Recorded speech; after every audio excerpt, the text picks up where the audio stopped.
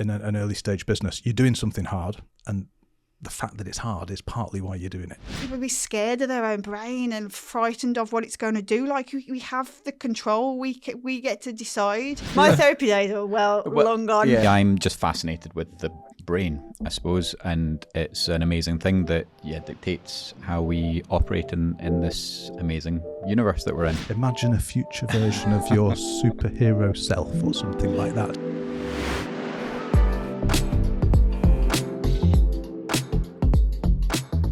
So, another episode of BrainBuzz. I'm not going to give this one a number because I don't know when it's going to be going out. I feel like it's a dangerous game.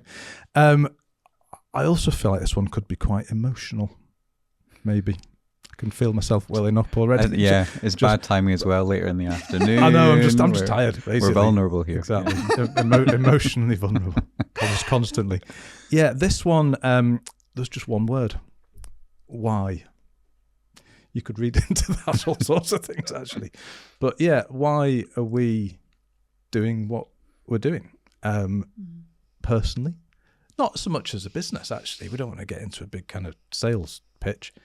But yeah, as individuals, because we're pretty ambitious. We're taking on a lot. It's hard. We're not doing it to make loads of money yet. Maybe, who knows?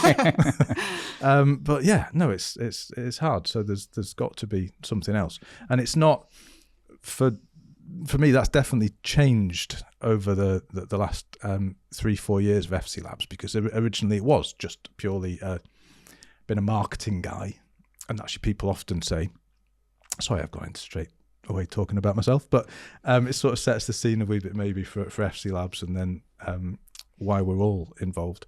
But yeah, for me, being a marketing guy, I was helping other companies do all sorts of things. And through that, identified what I thought was a problem that didn't have a satisfactory solution. And that was, as I think I was talking about on a previous episode, assuming it's gone out before this one does. If not, it's a later episode, about fatigue in high-risk environments, so construction and engineering. And when you are fatigued, you don't focus or pay attention, or your decision making is impaired. So bad things can happen. People can be injured or even killed. Mistakes are made, accidents happen, and so on. So that was it. That was kind of where I started. I didn't have a personal story of a family member who'd been killed or injured at work or anything like that. It was just saw a gap, spoke to loads of people who seemed to agree that there was a problem, and they're interested in the solution that I was proposing, using wearable brain imaging to measure fatigue. And that's where it started. There was no real kind of purpose, or yes, it's a positive social impact in keeping people safe and well, but I wouldn't necessarily say initially that was what drove me. But whereas nowadays it absolutely is. And I think this is where I'd love to hear what gets you guys up in the morning and coming into work, whether there's sort of personal stories, and share as much or as little as you feel comfortable with. But it's something which, as time has gone on and we've moved on from that purely kind of fatigue, that idea of providing a sort of a canary down the mine kind of monitoring solution or early warning to keep people safe, it's much more about mental health and well-being. So it encompasses so much of what we experience in society and read about in society, the mental health crisis. And some of us have got personal experience of that with family and friends. I think it'd be quite unusual if we didn't, actually, because it's so prevalent in society. And now that's become my why, a big part of my why. It's impossible to do what we do without being aware of that. And the more we realize how effective what we do can be from these early trials that we've done, and that kind of excitement and that confidence to actually bring about a really quite ambitious change in society, that's what kind of gets me out of bed in the morning, I suppose, and gets me through the days when it's harder than I would like it to be. that's definitely become my why. But also the fact that it's hard, actually. And this is something which with tech startups in particular, but any kind of business or any entrepreneur, any team in an early stage business, you're doing something hard, and the fact that it's hard is partly why you're doing it. I think that sort of sense of the challenge and that goal, and in some cases, the more ambitious, the better.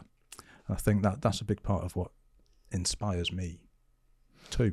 But what about you guys? I could go on, but that would be a separate podcast probably, or verging on therapy. But how about you guys?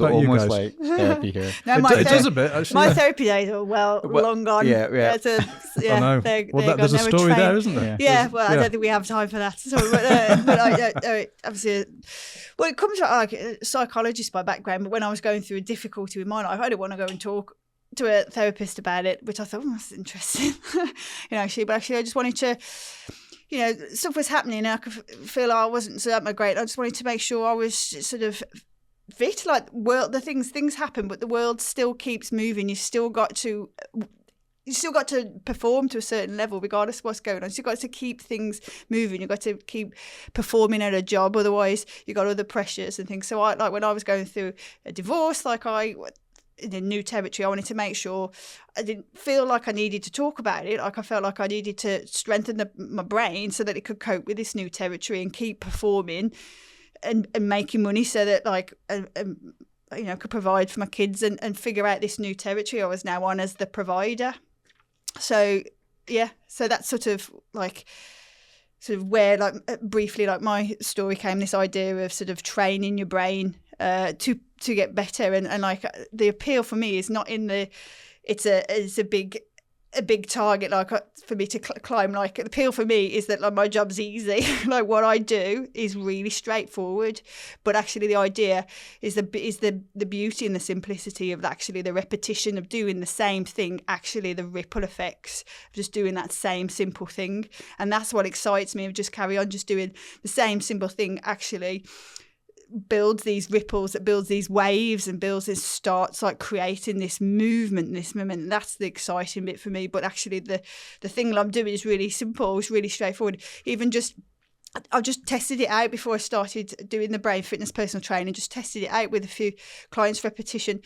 If you just ask someone for half an hour every day, once a week, you're just going to ask people, tell me what's been good this week, what's happened this week you've been pleased with. You spend half an hour focusing on that. You do that and you ask them to do that every night, every day, write down, and then again, same week, over a period of 3 months. Guess what someone's going to get really good at? Finding, thinking positive, and feeling good. It's really, really simple. It's really straightforward. But the idea is the repetition. So why am I doing it? It's I want people to feel good, about their brain, not to be frightened, the brain to be a scary place. You'll all know people in life who are brain fit, masters, the Jedi masters, and they don't even know they're doing it. Some people are very natural at it. My dad and my partner's dad just are but they don't call it brain fit but they are just brain fit. The brain is very positive. Nothing seems to faze my dad. He's always got a solution. He's always got a can-do attitude. My partner's dad is just his own mind is just a lovely place to be. He's in his mid-80s now, but he said he spends a lot of the time just staring at the wall, just in pure bliss of his memories. And that's a life. If you think about what's going on there, that's a life of positive memories that he's just sort of picking out and enjoying. So the brain, it's what we make of it. It doesn't have to be people be scared of their own brain and frightened of what it's going to do. We have the control. We get to decide the memories that have value. We get to decide where we're focusing our attention. We can feel good about our own brain and it's good company for us. It can do so I just want more people to feel like a personal trainer wants more people to feel good in their body. I really like the idea of helping people to feel good about their brain and what it's capable of doing. and this idea of like 40 in my 40s now, in sort of 30 years time, if there's like if it's just as easy to go see a brain fitness personal trainer as it is to go see a personal trainer, then like I'll be like, I can hang my hat up now. That's a great. So that's what keeps me like buzzing every day. So yeah, that's cool. A bit buzzing. Yeah. Andy, how about you? Oh, I've got to follow that now. Yeah, no. So why am I working in this area? So for me, I'm just fascinated with the brain, I suppose, and it's an amazing thing that dictates how we operate in this amazing universe that we're in. And in my 20s, I worked in small businesses and in theatres, and actually in decent-sized theatres, you have a decent number of staff, so around about 180 staff. And I thought I was doing quite well. I thought I'd actually had a decent amount of experience by then as well.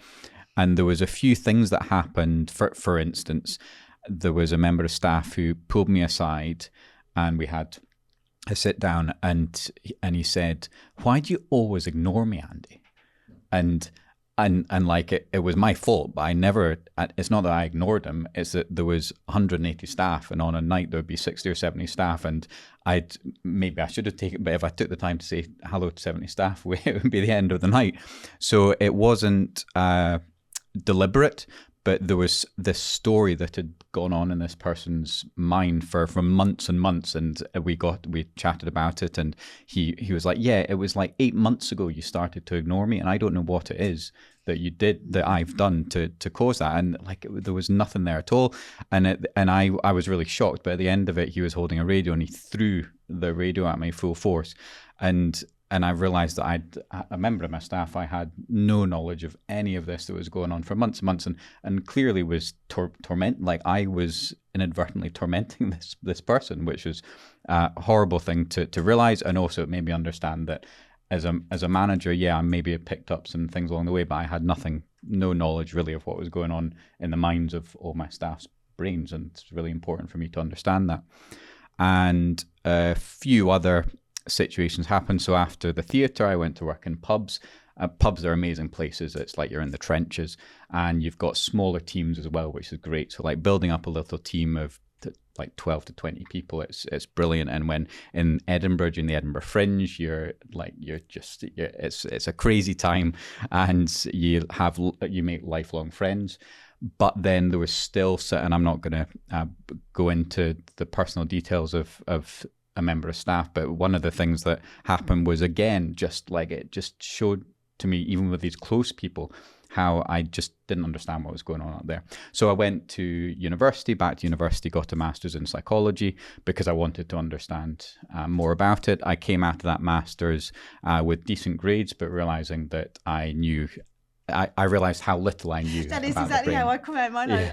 I realize I don't know much at all, and it's like great. Exactly. Yeah. So if by the time I'm 70, if we from our work even know just a tiny percentage extra about the brain, then I'll be like, yeah, thumbs up, good job. Now pass the baton, somebody has to get on with it. I'm quite inspired, maybe is the word, by the challenge, and this is maybe the marketing hat coming back on.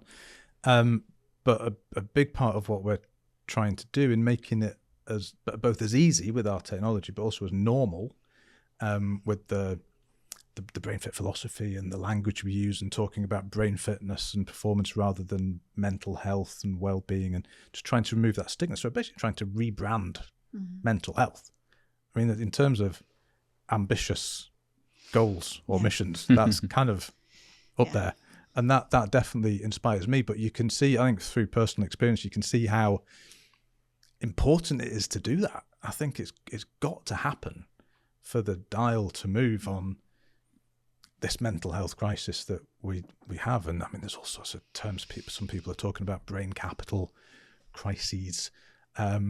Whatever you call it, there's a problem, and it fundamentally boils down to people, like you guys were saying, not knowing what's going on in their brains and kind of forgetting about it. All of this data that we've got from devices on the rest of our body about our physical fitness and health, but nothing at all about the brain, and it's fundamental to everything. And that's just, I think that excitement, I suppose, of the challenge is a big part of what it's just such, it feels so important. Yeah.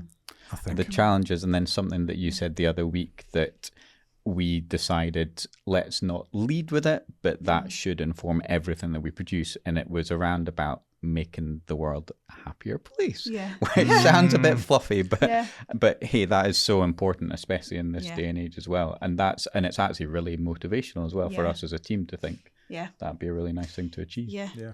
But it is it does sound fluffy, doesn't it? But it actually is the optimal state for performing. You know, when you're happy, like, you can perform better or at your best, you know. So just what a really nice sort of point to focus on. You know, I just want people happier, you know. Yeah.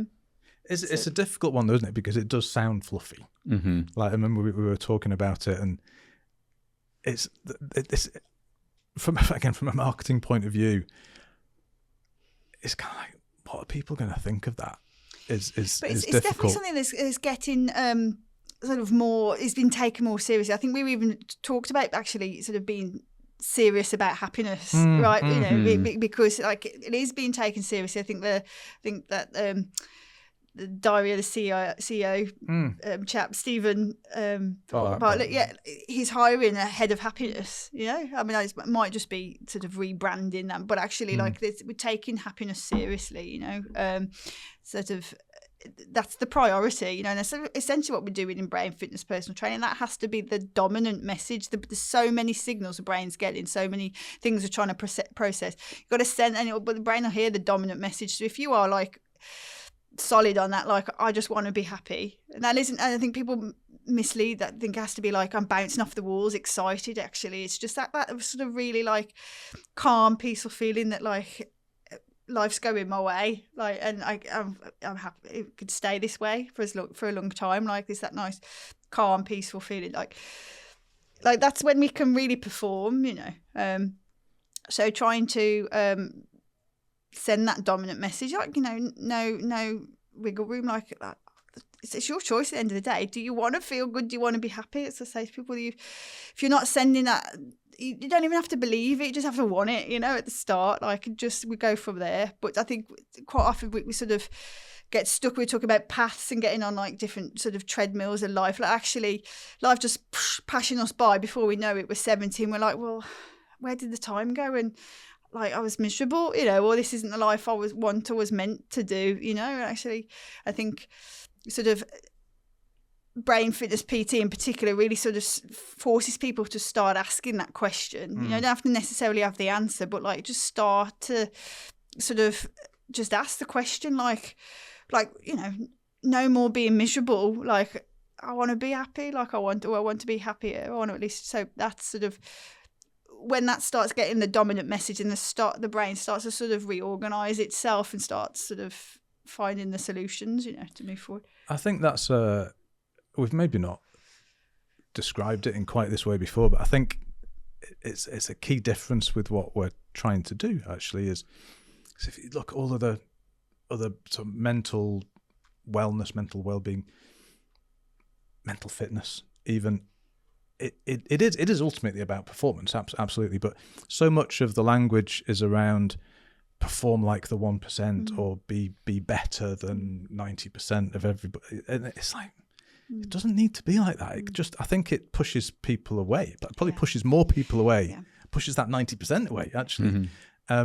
Whereas what it feels like we are really trying to do is, I don't like the word democratize because it's overused, but just make it easy and accessible and make it normal to be able to. So brain fitness for me, we've talked about it before, it's about being in control, but it's about clarity.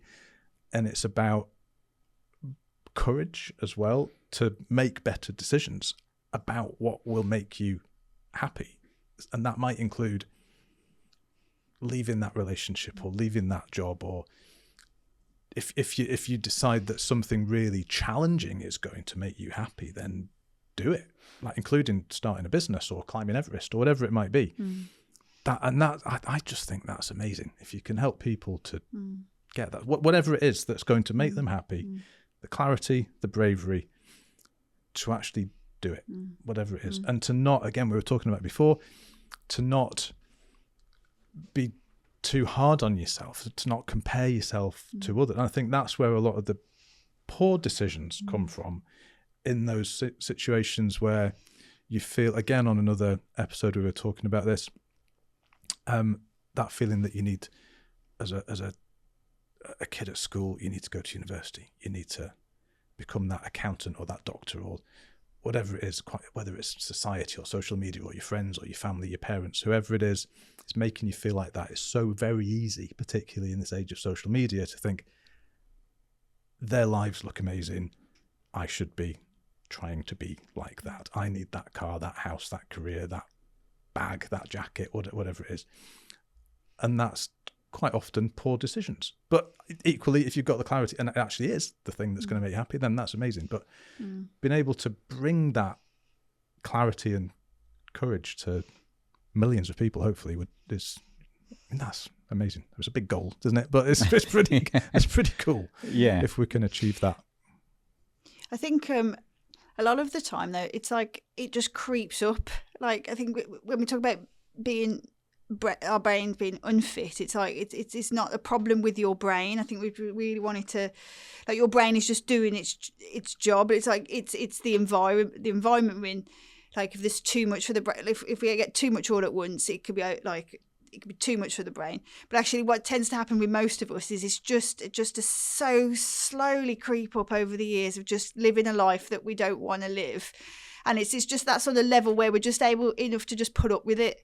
It's not that bad, so we just put up with it. We just put up for years and years and just build so slowly. So that's like just slow mental weight putting on so slowly, like with the physical sense, you're just creeping on so much. We don't even realise until a point we look in the mirror and we're like, oh God, I've let myself go. And it's like that with the brain. It can happen so slowly. We're just putting up with stuff for years and years and years. And all of a sudden we're like, I can't get out of the house. Like, and then we're brain FKT. Like, we can't, like, because it's just years. And it's so nice, the thought of being able to say, like, when we're in that position, to be like, there's people out here that know what you're going through and can help, you know, like we can, you know, do something about that. Like, it's just a case of just like with when we put on weight, we know basically how it works, right? About put on. So when we find ourselves overweight and out of shape, we don't panic, right? We just go, all right, I need to sort this out.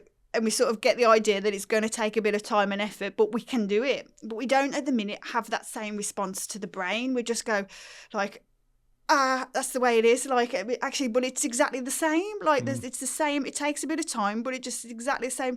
Just getting rid of that mental weight and getting the brain to be fit, you know. So it's the same. So if like people just knew that, like, it was just a general, we got taught it in schools basically how the brain works, so we sort of get the idea that we're in a position, for most of us, because it's just been for too long, we're just been living a life we don't want, you know.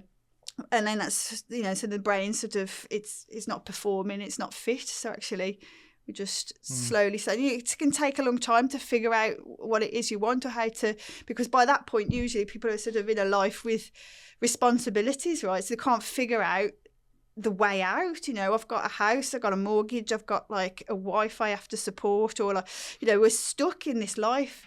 So the process of getting brain fit is figuring out the solution, like to become unstuck, you know, and that takes time, but it's completely doable, because I see it happen over and over again.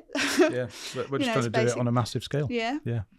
We've been given the wind up. I had one other question just to wrap. It's a nice wrap up question, this one. So, and I don't want to sound like one of those sort of mental well-being gurus who say things like, imagine a future version of your superhero self or something like that, but imagine no. 5 years, in fact, pick a time scale, 5 years, 10 years, what does, again, I'm sounding like one of these, what was the word you used? A well-being wanker. Well-being wanker, basically. Yeah, like that was it. WWE. He's WWE in it. I can see another slogan on the hoodie. Well-being wanker. Not. yeah, so whether it's 5 years, 10 years time, what does success look like? Not success necessarily for the business, but where would you like to see yourself or the business or us as a group or brain fitness or whatever? What?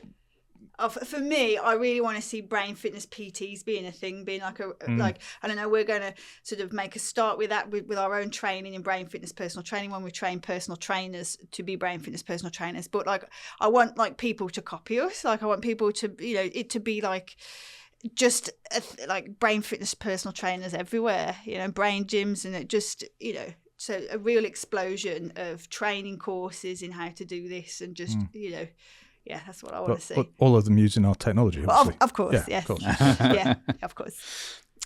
Yeah, for me, so yeah, a relatively short-term one, I suppose, because it's felt like it's taken quite a while to get our technology exactly the way we want it and get it out there.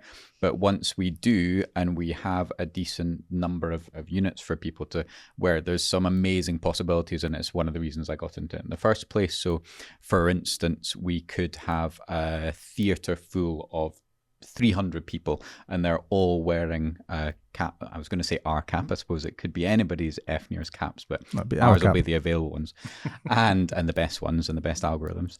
And when humans are together and when we are really engaged in something, so right now actually, when things start going really well and we start bouncing off each other, our brains actually sync up, and there's certain parts of our brains that simultaneously go off, and so we're all firing in the same way. And to think that when somebody's watching a theatre show, and maybe that one emotional bit, for the first time ever, we'll be able to see 250 humans all syncing up and having the same ideas and emotions just right bang at the same time, which would just be really cool. So I want to achieve that very soon. Nice. That's another podcast episode, that one, isn't it, really? Anyway, let's leave it there. Thanks ever so much, guys. We'll see you next time.